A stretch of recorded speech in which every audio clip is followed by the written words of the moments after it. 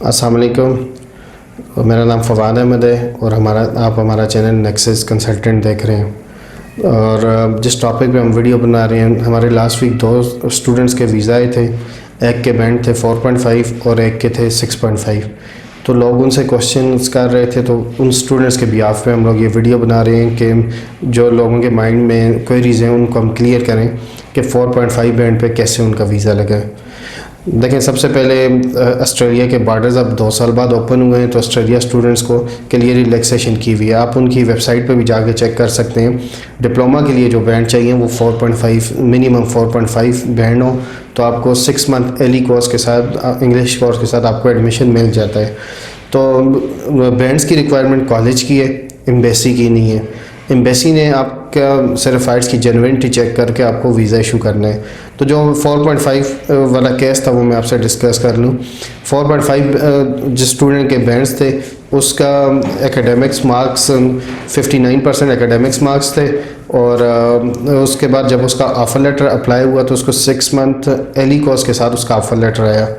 Partha college of business technology college था उसका, PCBT के नाम से, वहाँ से उसका ऑफ़र लेटर आया। उसके जो इंडिविजुअल आइट्स के बैंड स्कोर थे, एक मॉड्यूल में 3.5 थे और बाकी जो मॉड्यूल्स थे उसके स्पीकिंग में 5 थे और लिसनिंग और रीडिंग में 4.5 थे। ओवरऑल 4.5 बैंड थे स्टूडेंट के। तो उसके वीज़ा में उसको इंटरव्यू कॉल आई थी।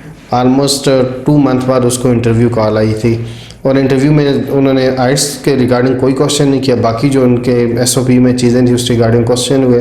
और इस्लामाबाद एम्बेसी से कॉल आई थी, उर्दू में इंटरव्यू हुआ और इंटरव्यू के 4th डे उसका वीज़ा ग्रांट हो गया। स्टडी गैप 1 ईयर था, 2020 में उसकी FSC हुई थी, और उसके बाद 1 ईयर के उन्होंने शॉर्ट कोर्सेज वगैरह कुछ किए हुए थे वो, और आइट्स के अपने बता के आइट्स की 6 मंथ प्रिपरेशन किया, गैप कवर कर लिया था। कोविड की वजह से गैप कवर करना इतना इशू नहीं है। जिन लोगों की 2020 में FSC वगैरह हुई है तो उनको इतना इशू नहीं हो रहा। तो जो सेकंड जो स्टूडेंट था उसकी प्रोफाइल थी, बैंड 6.5 थे। कोर्स जिसमें उनका एडमिशन हुआ था वो वर्क हेल्थ एंड सेफ्टी में उनका एडमिशन हुआ था, और college western Australian college Perth था।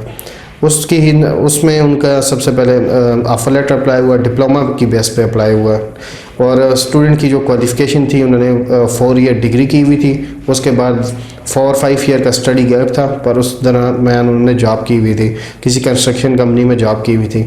तो हेल्थ एंड सेफ्टी उनके कोर्स के साथ रेलेवेंट था और उसमें उनका एडमिशन हुआ। और लोगों का ये भी काफ़ी क्वेश्चन था कि आप हायर डिग्री के बाद लोअर में उनको वीज़ा कैसे मिला।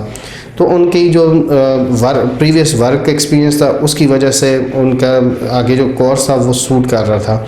उनकी रिक्वायरमेंट थी डिप्लोमा की, और उन्होंने अपनी कंपनी से जॉब ऑफ़र लेटर भी ले लिया था कि वापस आके उनको इस डिप्लोमा के बाद ये पोजीशन मिलेगी।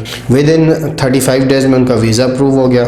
बैंड्स की जो थे एली कोर्स वगैरह तो उनके नहीं 6.5 बैंड थे, इजीली उनका एडमिशन हो गया। और गैप उनका थ्रू जो जॉब वर्क एक्सपीरियंस उसके उन्होंने कवर कर लिया। उनको कोई इंटरव्यू कॉल वगैरह नहीं आई, डायरेक्ट 35 डेज़ बाद उनका वीज़ा ग्रांट हो गया। और 65 लाख की बैंक स्टेटमेंट उन्होंने अपनी शो की थी, और 4.5 बैंड वाले की स्टेटमेंट 47 लाख की थी, 4.7 मिलियन। तो अब आपको काफ़ी सारी क्वेरीज का आंसर मिल गया होगा। फ्यूचर में किसी टॉपिक पे वीडियो बनानी हो तो कमेंट सेक्शन में कमेंट करें, नेक्सस के चैनल को सब्सक्राइब करें। अल्लाह हाफ़िज़।